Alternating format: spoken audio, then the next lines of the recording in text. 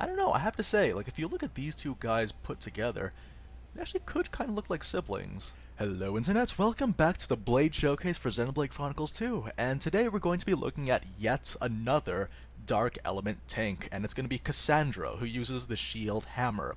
Kasandra, you can actually get her fairly early on in your quest. When you get to Morardane, talk to an informant that speaks about a special driver that was eaten up by a monster. Purchase that intel, and then go to the salvage point at Chansag Wastes. I'm not sure if weather comes into play, but if you stick around there for a bit, I think it took me about 10 capsules, you'll eventually get a monster that will drop Kassandra's core. And she actually works as a very effective tank, not necessarily because she has, high damage, or not necessarily because she has massive invincibility frames, such as, say, Aegeon or Percival, but because she can hold aggro extremely easily. She's very good, and I highly recommend it for people that are starting out with tanking for the first time. So, we're going to have a quick look at her affinity charts, and I'll show you exactly what I mean. First of all, there is her Sentimental Burst, her level 1 special. This increases aggro drawn, and that's going to be very useful if you find yourself in a situation where you need to get aggro anyway. As well, there is Hidden Emotion, which works just the same way that it does with Percival's level 2 combo, and that increases damage based on like whoever is targeting you at that particular time. Now, the level 3, it does take a while to build up level 3 combos, even with special setups with your pouch and such, but the thing is though, this one is it's very situational, and I wouldn't recommend it too much because it's kind of hinging on the fact that you need to have low HP to get the full effects. But if you find yourself in that situation, then by all means, take advantage of that. But it's very situational. Most of the time, you will find yourself spamming these two, or doing the level 3 just because you want to build orbs. To clarify, from here on out, when we're doing these Blade showcases, I'm going to be mainly going at things from the perspective of someone that wants to build up elemental orbs as fast as possible. And the nice thing about Kasandra is that it's easier to reach that because she's so good at holding aggro. And the tool that she has that lets her hold aggro amazingly well is Calamity. Calamity slightly raises aggro every second, and it increases all aggro that you can generate for yourself by a percentage amount. This is extremely useful. Even at like the level 15 that I have right now, I have no trouble maintaining aggro against super bosses, especially when you couple that with an auxiliary core that increases aggro further. As well, there was also Fortune. You get additional HP with your critical damage, and she does have an ability that does extra damage against toppled enemies, so it is nice to have the option.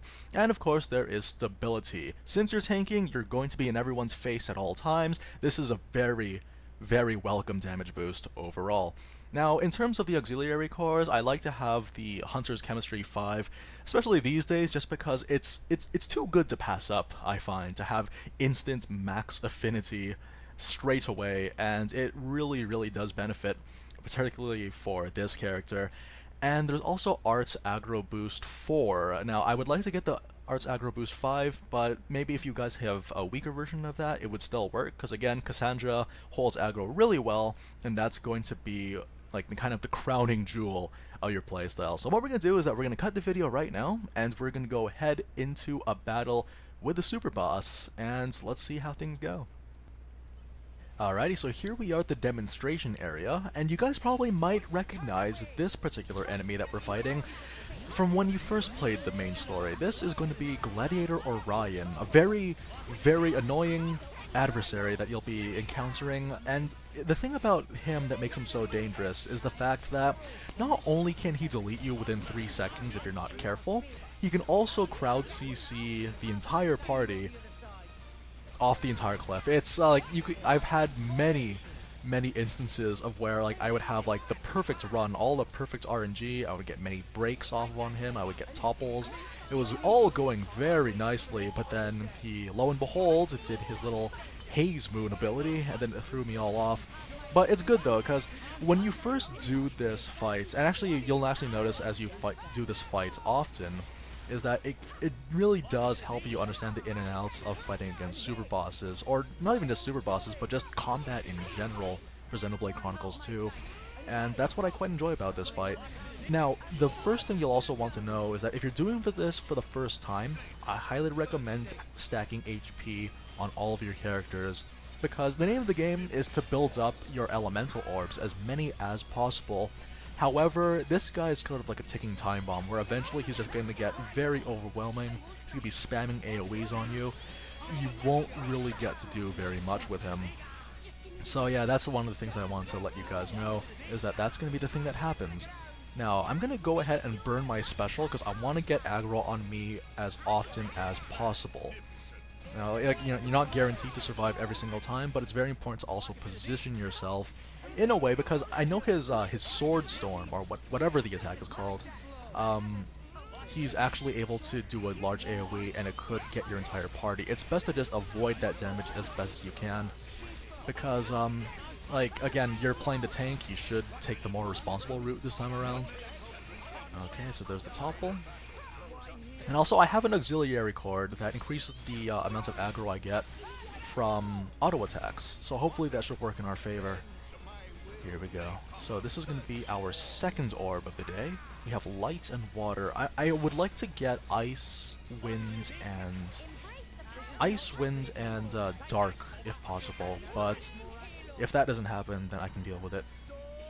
Okay, so the aggro is still on me. Alright, so hopefully Rex will switch over to Pyra.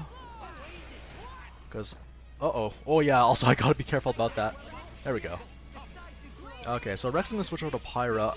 I would like very much to use Godfrey. Because the thing about ice is that it's actually relatively difficult to get under these circumstances. Right, the other thing I wanted to say is that, like, this is, we're using 3 shield hammers. Now, the reason why we have the 3 shield hammers is because I wanted to have, like, I just want to say that this video that you're watching right now, I actually did record another fight with Kasandra, but the thing is, though, I actually didn't use her all that much. So, you know, I thought to myself, you know, if this is supposed to be the Kasandra video, there's not enough Kasandra in it, and that's not going to fly. So, what's going to happen is that I'm going to be using 3 of the exact same weapon class on the exact same character. Hopefully that would give people a better idea of how the character is supposed to work. As well, I'll try my best to try to use Kasandra as often as I can for this particular fight. And it should be okay. Honestly, like, we've been making some pretty good money on them. They, like, in terms of elements, they all synergize with each other very well. The only issue with this particular boss, though, is that he has this ability where he would just constantly be crowd controlling me. Here we go. So there's the counter, and I'm gonna switch, go for my dark orb now. Now I should be able to go for wind if the AI is clued in at this point that that's what I'm trying to do. It goes without saying that, yeah, whenever you do a blade combo like this, and you're playing as the tank, it helps to just always have the final bit be done by you. Okay, we're gonna try to build a fire orb then. We have some water types, so we might as well use that. Oh man, yeah, we're running out of orbs too. Okay, I'm gonna try to, yeah, bring them over here. Okay.